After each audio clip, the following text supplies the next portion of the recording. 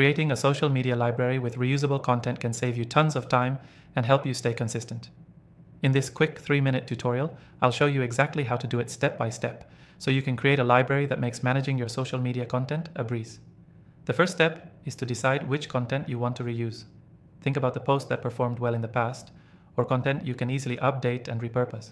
This could include popular blog posts, top-performing social media updates, customer testimonials, or even quotes from past videos.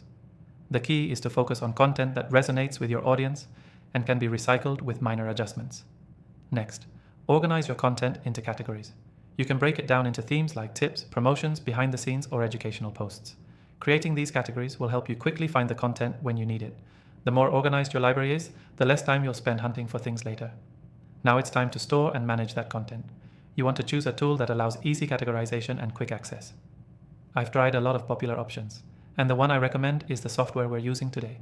It lets you store your content, categorize it, and schedule it for reuse across multiple platforms.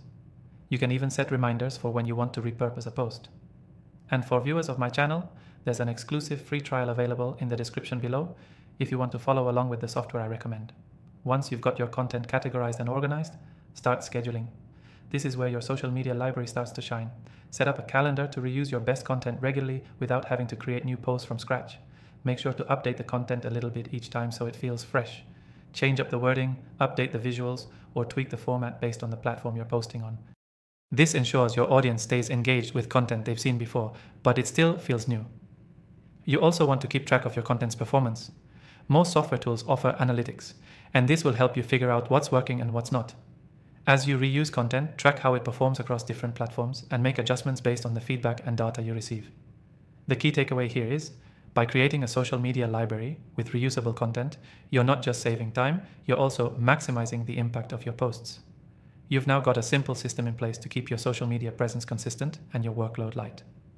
To recap the main points: 1. Identify your best performing content to repurpose. 2.